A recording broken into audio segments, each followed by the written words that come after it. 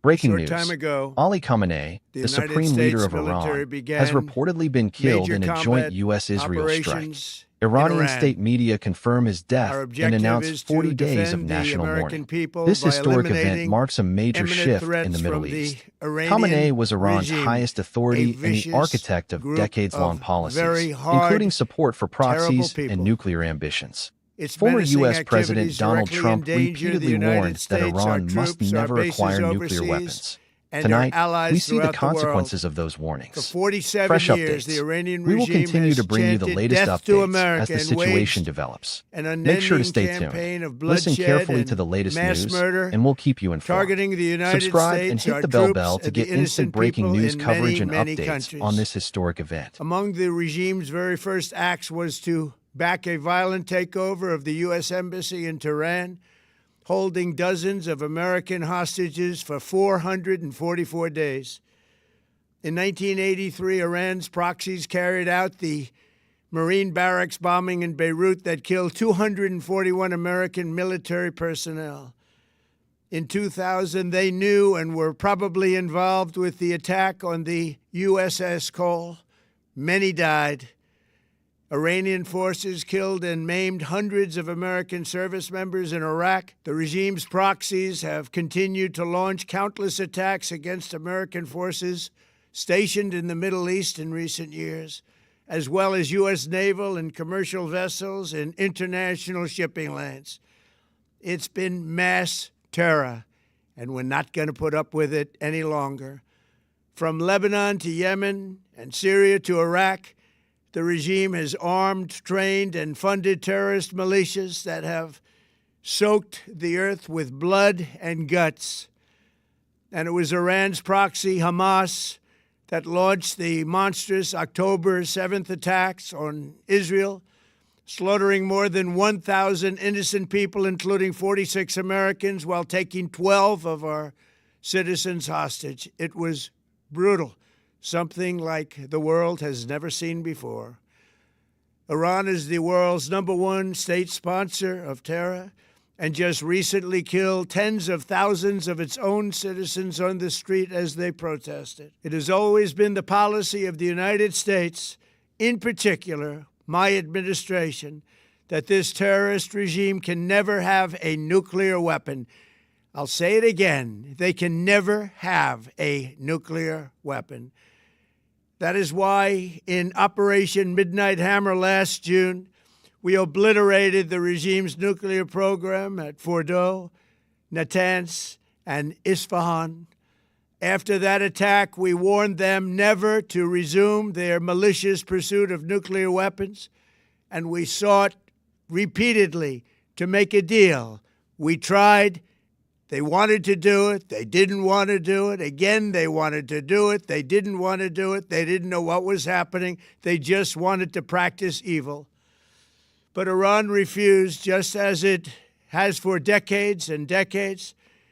They've rejected every opportunity to renounce their nuclear ambitions, and we can't take it anymore. Instead, they attempted to rebuild their nuclear program and to continue developing long-range missiles that can now threaten our very good friends and allies in Europe, our troops stationed overseas, and could soon reach the American homeland. Just imagine how emboldened this regime would be if they ever had and actually were armed with nuclear weapons as a means to deliver their message. For these reasons, the United States military is undertaking a massive and ongoing operation to prevent this very wicked, radical dictatorship from threatening America and our core national security interests. We are going to destroy their missiles and raise their missile industry to the ground. It will be totally, again, obliterated.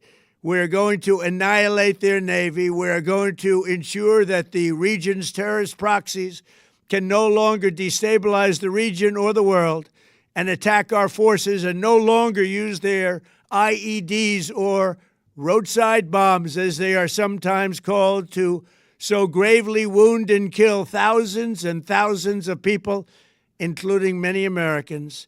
and we will ensure that Iran does not obtain a nuclear weapon. It's a very simple message. They will never have a nuclear weapon. This regime will soon learn that no one should challenge the strength and might of the United States Armed Forces. I built and rebuilt our military in my first administration, and there is no military on earth even close to its power, strength, or sophistication. My administration has taken every possible step to minimize the risk to U.S. personnel in the region. Even so, and I do not make this statement lightly, the Iranian regime seeks to kill. The lives of courageous American heroes may be lost, and we may have casualties. That often happens in war. But we're doing this not for now. We're doing this for the future, and it is a noble mission. We pray for every service member as they selflessly risk their lives to ensure that Americans and our children will never be threatened by a nuclear-armed Iran. We ask God to protect all of our heroes in harm's way, and we trust that, with his help, the men and women of the armed forces will prevail. We have the greatest in the world, and they will prevail. To the members of the Islamic Revolutionary Guard, the armed forces, and all of the police, I say tonight that you must lay down your weapons and have complete immunity, or, in the alternative, face certain death. So, lay down your arms. You will be treated fairly with total immunity, or you will face certain death.